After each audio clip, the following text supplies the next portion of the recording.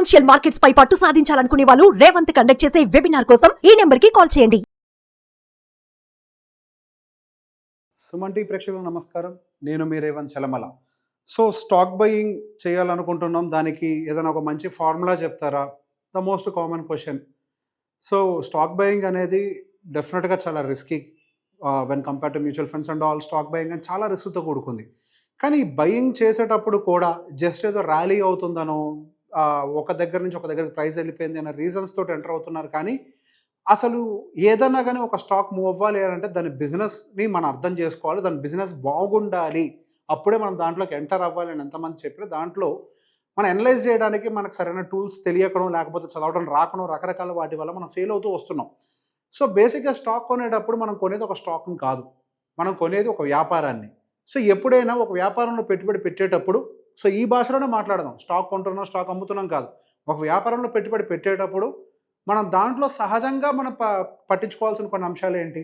ఆ company first ప్రాఫిట్లో ఉందా, లాస్లో ఉందా, అది మెయిన్.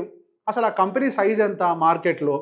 ఇప్పుడు ఒక ఊరుంది, ఆ ఊర్లో 4-5 హోటల్స్ ఉన్నాయి. ఆ 4-5 హోటల్స్లో పెద్ద హోటలా చిన్న హోటలా, ప్రాఫిట్స్లో ఉందా లాస్లో ఉందా, అప్పులు ఎంత ఉన్నాయి, సో వాళ్ళు సేల్ జరుగుతున్నా కానీ ఖర్చు ఎక్కువ అవడం వల్ల లాస్లోకి వెళ్తున్నారా, ఇట్లా కొన్ని పారామీటర్స్ బేసిక్ ఉంటాయి కదా. అట్లాంటి బేసిక్ పారామీటర్స్ తోటే మనం కూడా స్టాక్స్ని అనలైజ్ చేయాలి. జస్ట్ కామన్గా కొంచెం కామన్ సెన్స్ యూస్ చేయాలి.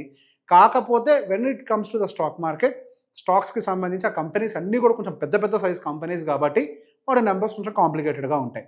సో బేసిక్గా మనం ఇన్వెస్ట్ చేయాలనుకునేటప్పుడు ఎప్పుడైనా నేను టాప్ టు డౌన్ అప్రోచ్ పెట్టుకోండి అని చెప్తాను. ఫస్ట్ అసలు మనం ఎందులో ఉండాలి, మిడ్లో ఉండాలా, లార్జ్లో ఉండాలా, స్మాల్లో ఉండాలా, ఫస్ట్ దీన్ని ఐడెంటిఫై చేయాలి. లార్జ్ అని అంటే మనకి టాప్ 100, నెక్స్ట్ 115 మిడ్ అంటాం, తర్వాత 215 స్మాల్ అంటాం. సో బేసిక్ ఇప్పుడు నేను రికమెండ్ చేసేది ఏంటి అంటే, నేను ఇచ్చేటువంటి ఏదైనా బేసిక్ నాలెడ్జ్ అనేది మీకు మిడ్, స్మాల్, పెన్నీ స్టాక్స్ వీటికి అయితే పనికి రాకపోవచ్చు. కొద్దిగా మిడ్ వరకు ఏమో వర్కౌట్ అవుతుందేమో, కానీ ఈ పెన్నీ స్టాక్స్ ఇవన్నీ వీటికి వర్కౌట్ కావు. మన లార్జ్ క్యాప్లో నిఫ్టీ 50 లేకపోతే టాప్ 100 కంపెనీస్లో సెలెక్ట్ చేసుకోవడం వరకు కొంతవరకు ఈ అనాలిసిస్ పనిచేస్తుంది. సో బేసిక్గా ఈ అనాలిసిస్ని బేస్ చేసుకుని మనం ఎలా చేయాలి? ఫస్ట్ ఏ సెక్టార్లోకి ఎంటర్ అవ్వాలి? ఫర్ ఎగ్జాంపుల్ ఇక్కడ మనకు చూస్తే ఈ స్క్రీనర్ వెబ్సైట్, ఈ స్క్రీనర్.in వెబ్సైట్ అనేది అందరికీ ఐడియా ఉండే ఉంటుంది. సో ఈ స్క్రీనర్.in వెబ్సైట్లోకి వస్తే మనం ఏదైనా సెక్టార్లోకి ఎంటర్ అవ్వాలి అనుకున్న తర్వాత మీకు లెఫ్ట్ సైడ్ అనేది బ్రౌజ్ సెక్టర్స్ అనే ఆప్షన్ ఉంటుంది. Aerospace and defence, agri chemicals, ఇట్లా రకరకాలన్నీ ఉంటాయి. ఫర్ ఎగ్జాంపుల్ మీరు ఏదో ఒకటి you can select anything. Like మనకి ఐటీలో కూడా if you can see IT software, IT hardware, ఇవన్నీ కూడా సపరేట్గా ఉన్నాయి. ఐటీలోకి ఎంటర్ అవ్వాలనుకుందాం. ఐటీలోకి ఎంటర్ అయిన తర్వాత సహజంగా చూసేది ఏంటి? ఇందాక మనం అనుకున్నట్టుగా అసలు ఆ మార్కెట్లో వాళ్ళ సైజ్ ఎంత, మన ఊర్లో ఏదైనా బిజినెస్ కొంటున్నామని అంటే వాళ్ళు ఎంతవరకు ఏ సైజులో ఉన్నారు, వాళ్ళు ఎంత పెద్దవాళ్ళు వాళ్ళు అనేది చూస్తాం. సో ఫస్ట్ ఉండే కాలంలోనే మీకు అవన్నీ కూడా దాదాపు కనిపించేస్తాయి. ఇక్కడ థర్డ్ కాలంలో మార్కెట్ క్యాపిటలైజేషన్ అంటే, సో బేసిక్గా వాళ్ళ విలువ ఎంత ఒక రకంగా చెప్పాలి అంటే మన భాషలో. సో బేసిక్ ఈ మార్కెట్ క్యాపిటలైజేషన్స్ అనే ఎఫిషియన్సీ ఇది దాదాపుగా మనకి టీసీఎస్, ఫస్ట్ టీసీఎస్ వచ్చేసరికి సుమారుగా మనకి 15,000 కోట్లకు ఉంది. సో ఆల్మోస్ట్ మనకి హెచ్డిఎఫ్సి, రిలయన్స్ తర్వాత one of the biggest companies TCS. దాని తర్వాత వచ్చేసరికి ఇన్ఫోసిస్, ఎస్సీఎల్, విప్రో, ఇట్లా రకరకాల కంపెనీస్ అన్నీ ఉన్నాయి. ఈ కేటగిరీలో ఎన్ని కంపెనీస్ ఉంటాయో అన్ని కంపెనీస్ వస్తాయి, నెక్స్ట్ కొట్టుకుంటూ వెళ్తూ వస్తూనే ఉంటాయి.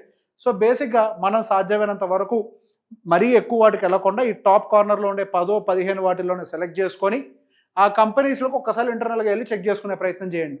ఆ టీసీఎస్ మీద క్లిక్ చేస్తే మీకు మంచి ట్యాబ్ ఓపెన్ అవుతుంది. వాళ్ళ మార్కెట్ ప్రైస్ ఎంత, అసలు వాళ్ళ స్టాక్ పిఈ అంటే ప్రైస్ టు ఎర్నింగ్స్. ఈ ప్రైస్ టు ఎర్నింగ్స్ అంటే ఏంటి?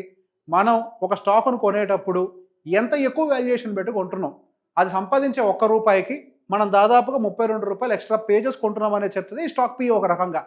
సో బేసిక్గా ₹32 చాలా ఎక్కువ ప్రైస్ కదా అని అంటే మనం దాంతోనే డిపెండ్ అయిపోకూడదు. ఎందుకంటే బేసిక్ ఐటీ కంపెనీస్కి సంబంధించిన యాక్చువల్ పిఈ ఎక్కడ ఉంటుందో చూడాలి. ఐటీ కంపెనీస్కి ఒక రకమైన ప్రైస్ టు ఎర్నింగ్స్ ఉంటాయి, ఆయిల్ అండ్ రిఫైనరీకి ఒక రకంగా ఉంటాయి, ప్రైవేట్ బ్యాంక్స్కి ఒక రకంగా, పబ్లిక్ బ్యాంక్స్ అన్ని ఒక రకంగా. సో బేసిక్ ఒక్కొక్క దానికి ఒక్కొక్క ప్రైస్ టు ఎర్నింగ్స్ ఉంటాయి.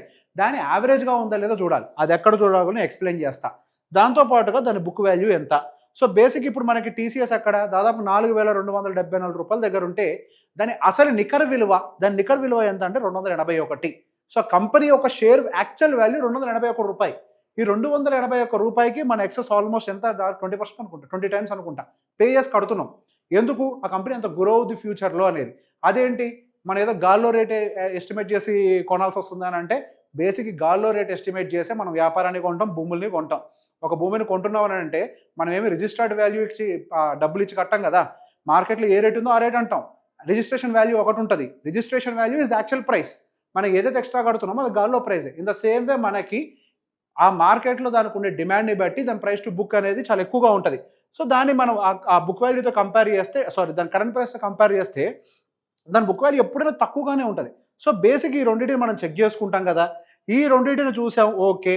సో ఇప్పుడు అది ప్రైస్ టు ఎర్నింగ్స్ అనేది ఆ ఐటీ ఇండస్ట్రీ యావరేజ్ కంటే ఎక్కువగా ట్రేడ్ అవుతుందో తక్కువగా ట్రేడ్ అవుతుందా, అది కూడా ఇంపార్టెంట్. ఆ స్క్రీనర్ వెబ్సైట్లోకి వస్తే మీకు కిందే చార్ట్ కనిపిస్తుంది. ఆ చార్ట్లో మీరు మ్యాక్స్లోకి వెళ్ళి ఇక్కడ మీరు పిఈ రేషియో పెట్టుకుంటే ఇఫ్ యూ కెన్ సీ ఇక్కడ మీకు మ్యాక్సిమం జనవరి 2006 నుంచి జాన్ 2024 వరకు మొత్తం డేటా కనిపిస్తుంది కదా. సో యావరేజ్ ఈ స్టాక్కి సంబంధించిన పిఈ ఎక్కడ ఉంటుంది అని అంటే the medium PE 24, but still మనకి ఇంకా అది కరెంట్ పిఈ మాత్రం కొద్దివరకు ఎక్కువగానే ట్రేడ్ అవుతుంది. మార్కెట్లో ఉండేటువంటి అంటే యావరేజ్ దాని పిఈ కంటే ఎక్కువగానే ఉంది. That doesn't mean company is bad. ఈ ఒక్కదాంతో దాన్ని జడ్జ్ చేయాలంటే లేదు. ఇప్పుడు పిఈ అనేది పెరగదానంటే మనం ప్రీవియస్ ఇయర్స్తో కంపేర్ చేస్తే దాని యావరేజింగ్ పెరుగుతుంది. ఎందుకు? కంపెనీల యొక్క ఆదాయం కూడా పెరుగుతాయి కాబట్టి. కంపెనీ యొక్క ఆదాయాలు పెరుగుతాయి కాబట్టి ఎంత పర్సెంటేజ్ తోటి 15%, 20%, 30% వాటి గ్రోత్ను బట్టి పిఈ రీఅడ్జస్ట్ అవుతుంది. సో కళ్ళు మూసుకొని ఇది ఒకటే పారామీటర్ కాకుండా సో బేసిక్గా ఇది ఒక పారామీటర్, మరి టూ మచ్గా డీవియేట్ అవుతుందా లేకపోతే స్లైట్ డీవియేషనా. సో బేసిక్ ఇక్కడ ఏంటి, మనం ఒక 25 దగ్గర యావరేజ్ ఉంది కదా, సో ±5 or 6 దగ్గర మనం దాన్ని ఫెయిర్ వాల్యూ అంటాం. దీని అబోవ్ ఉంది అనగానే అది ఓవర్ వాల్యుయేషన్ కాదు. ఒక జోన్ పెట్టుకొని దాన్ని ఫెయిర్ వాల్యుయేషన్లో పెట్టుకొని చూసుకుంటూ ఉంటాం. ఇది పిఈని చూడటానికి. అదేవిధంగా మనకి ప్రైస్ టు బుక్, ఈ ప్రైస్ టు బుక్ కూడా అంటే మన యావరేజ్గా దాని యావరేజ్తో కంపేర్ చేసి ఎంత ఎక్కువ రేటు బట్టి కొంటున్నాం. So when compare to that median దాని ప్రైస్ టు బుక్ యాక్చువల్గా 9.4లో ఉండాల్సింది ఇప్పుడు దాదాపుగా 15 వరకు వెళ్ళినట్టుంది. సుమారుగా 15 or 18 వరకు వెళ్ళింది, 15 times. సో బేసిక్గా అది దాని విలువ 280 రూపాయలు అయితే మనం ఏదో 15 times యాడ్ చేస్తే ఇప్పుడు కరెంట్ మార్కెట్ వాల్యూ వస్తుంది. సో దాన్ని మనం యాక్చువల్గా ఇప్పుడు కనుక టీసీఎస్ దివాలా తీస్తే మనకు వచ్చే రేట్ అంతా అంటే దాని షేర్ ప్రైస్లు 280 రూపాయలు. సో అది సహజంగా ఐటీ కంపెనీస్లో ప్రైస్ టు బుక్ కానీ ప్రైస్ టు ఎర్నింగ్స్ కానీ ఎక్స్పెన్సివ్గానే ఉంటాయి. దాన్ని కొంచెం కిందకి తీసుకొస్తే ఇందాక నేను చెప్పినట్టుగా దాని యొక్క ఇంటర్నల్స్ని మనకు అర్థం చేసుకోవడం రాదు కదా అని అంటే మీకు ఇక్కడే దాదాపుగా స్క్రీనర్లోనే దాంట్లో ఉన్నటువంటి అడ్వాంటేజెస్ ఏంటి డిసడ్వాంటేజెస్ ఏంటి రెండూ రాసేస్తాం. సో వీటిని కొంచెం చదివినా మీకు అర్థమైపోతుంది. సో దీంట్లో ఉన్నటువంటి లైక్ బ్యాడ్ థింగ్స్ ఏంటి, stock is trading at 15.2 times of the book value. ఇందాక మనం అనుకున్నాం కదా చాలా ఖర్చు పెట్టుకుంటున్నామని, దాన్నే కొంచెం రెడ్ జోన్లో పెట్టి రాశారు ఇది ఒక డిసడ్వాంటేజ్ మనకి అని. సో ద కంపెనీ ప్రీవియస్ సేల్స్ని కొంత లోవర్గా డెలివరీ చేసింది. సో బేసిక్గా లాస్ట్ 4-5 years నుంచి అంటే 2-3 years నుంచి ఐటీ కంపెనీస్ అన్ని కూడా కొంచెం వీకర్ నెంబర్స్ని పోస్ట్ చేస్తున్నాయి. ఇక్కడ అదే రాశారు, పాస్ట్ 5 yearsలో కొద్దిగా వీకర్ నెంబర్స్ పోస్ట్ చేస్తున్నాయి. అండ్ దాంతోపాటుగా దాని అడ్వాంటేజెస్ ఏంటి, కంపెనీకి అప్పులు దాదాపుగా లేవని రాశారు. అండ్ దాంతోపాటుగా రిటర్న్స్ ఎలా వస్తున్నాయి. సో ఇవి డీటెయిల్స్ అన్ని కూడా ఇక్కడ ఉంటాయి. దాంతోపాటుగా వాటి కాంపిటేటివ్ కంపెనీస్ ఏంటి, ఆ కాంపిటేటివ్ కంపెనీస్ యొక్క పిఈ రేషియో ఎలా ఉంది. మన టీసీఎస్ ఏమో 32లో ఉంటే ఇన్ఫోసిస్ ఏమో 28గానే ఉంది. అదేవిధంగా విప్రో అయితే 25గా ఉంది. సో అలానే దాని పియర్ కాంపిటీషన్స్, దాని కాంపిటేటివ్ కంపెనీస్ అన్నీ కూడా వాటికి సంబంధించిన డీటెయిల్స్, వాటి మార్కెట్ క్యాప్ ఎంత, డివిడెండ్ ఈల్డ్ ఎంత వస్తున్నాయి. డివిడెండ్ ఈల్డ్ అని అసలు పట్టించుకోకండి, ఎందుకంటే ఎప్పుడు చాలా కంపెనీలు డివిడెండ్ ఈల్డ్ సరిగ్గా ఇవ్వవు, 1% 2% లోపలే ఉంటాయి. ఈ కాలమ్ని ఎక్స్క్లూడ్ చేసేసి వాటి ప్రాఫిట్స్ పెరుగుతున్నాయా లేదా అండ్ వాటి యొక్క మార్కెట్ క్యాపిటల్ సైజ్ ఎంత ఉంది, వాటి పిఈ రేషియోస్ అనేది మాత్రం డెఫినెట్గా చూడాల్సిన అంశం. అండ్ దాంతోపాటుగా మన క్వార్టర్లీ రిజల్ట్స్ అంతా అంటే మనం లాంగ్ టర్మ్లో ఇన్వెస్ట్ చేసేటప్పుడు డెఫినెట్గా మనం కొంచెం క్వార్టర్లీ రిజల్ట్స్ని కూడా గమనించాలి. ఎందుకనంటే కన్సిస్టెన్స్ గ్రోత్ ఉందా లేదా. దాంతోపాటుగా ఆపరేటింగ్ ప్రాఫిట్, ఇది చాలా ఇంపార్టెంట్ మనకి. ఆపరేటింగ్ ప్రాఫిట్ అనేది ఎలా పెరుగుతోంది, సో దీన్ని కూడా మనం కంపేర్ చేయాలి. ఇఫ్ యూ కెన్ సీ మనకి ఆపరేటింగ్ ప్రాఫిట్ అనేది దాదాపుగా జూన్ 2023లో బాగా డ్రాప్ అయింది. There could be different reasons, expenses పెరుగుతాయి. ఎందుకు వాళ్ళ ఆపరేటింగ్ ప్రాఫిట్ తగ్గింది అంటానికి కూడా ఎక్స్పెన్సెస్ దగ్గర ప్లస్ సింబల్ ఉంటుంది. ఆ ప్లస్ సింబల్ని చూస్తే మీకు అర్థమైపోతుంది. ఎంప్లాయీ కాస్ట్ పెరిగింది, పర్టికులర్గా ఎప్పటి నుంచి పెరిగింది ఎంప్లాయీ కాస్ట్, జూన్ సెప్టెంబర్లో 59% ఎంప్లాయీ కాస్ట్ పెరిగింది. సో 59% ఎంప్లాయీ కాస్ట్ ఉండటం వల్ల వాళ్ళకి డెఫినెట్గా కొంచెం వరకు ఆపరేటింగ్ ప్రాఫిట్ కట్ డౌన్ అయింది. కాకపోతే ఆ జూన్ తర్వాత నుంచి మళ్ళీ రివైవ్ అవుతూ కొద్దిగా పెంచుకునే ప్రయత్నం చేస్తున్నారు వాళ్ళు ఆపరేటింగ్ ప్రాఫిట్ని. సో బేసిక్ ఈ ఆపరేటింగ్ ప్రాఫిట్ అనేది పెరగాలి అని అంటే వాళ్ళకి ఆర్డర్స్ కూడా ఆపరేటింగ్ ప్రాఫిట్ పెరగాలంటే ఆర్డర్స్ పెరగాలి. ఎంప్లాయీస్ అనేది వాళ్ళు ఫిక్స్డ్గానే ఉంటారు. సో వాళ్ళకి ఆర్డర్స్ కూడా పెరుగుతున్నాయా లేదా అనేది కూడా మనకి టోటల్గా ఈ డేటాలో చెక్ చేసుకోవచ్చు. దాంతోపాటు వాళ్ళ ప్రాఫిట్స్ అనేవి ఎంతవరకు పెరుగుతున్నాయి. ప్రాఫిట్స్ అనేది అంటే నెట్ ప్రాఫిట్ అని అంటే మనకి ట్యాక్సెస్ అన్ని పోను. సహజంగా ఏం చూస్తామని అంటే మనం కేవలం ప్రాఫిట్స్ బిఫోర్ ట్యాక్స్ చూస్తాం. దాంతోపాటుగా మనం ప్రాఫిట్ ఆఫ్టర్ ట్యాక్స్ కూడా గమనించాలి, ఎందుకంటే ఇక్కడ ట్యాక్స్ వేరియబిలిటీ ఉంటుంది. సో బేసిక్ ఒక కంపెనీ ర్యాలీ అవ్వాలి అని అంటే ఈ ట్యాక్స్ తగ్గిన కంపెనీ ర్యాలీ అవ్వడానికి అవకాశం ఉంటుంది, ఎందుకు నెట్ ప్రాఫిట్ పెరుగుతుంది కదా.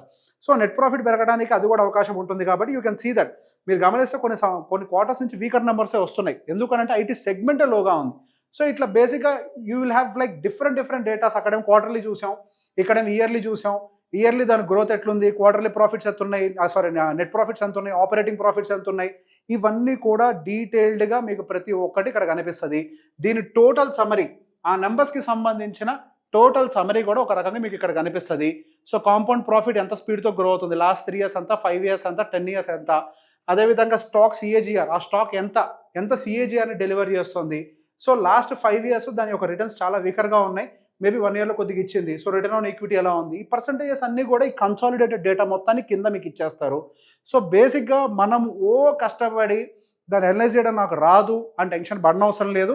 సో ఏవైతే డేటాస్ మీకు కంఫర్టబుల్గా ఇందులో ఉంటాయో వాటిని చదివే ప్రయత్నం చేయండి. 1-2 సార్లు చదివితే డెఫినెట్గా అర్థమవుద్ది. 1-2 సార్లు ఫెయిల్ అవుతామేమో, కానీ 3వ సారి సక్సెస్ అవుతాం.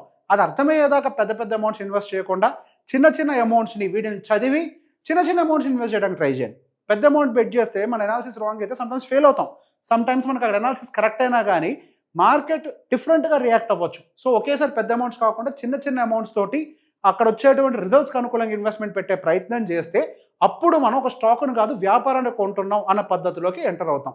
ఈ వీడియో కనుక మీకు నచ్చినట్లయితే లైక్ చేయండి, షేర్ చేయండి. Thank you very much.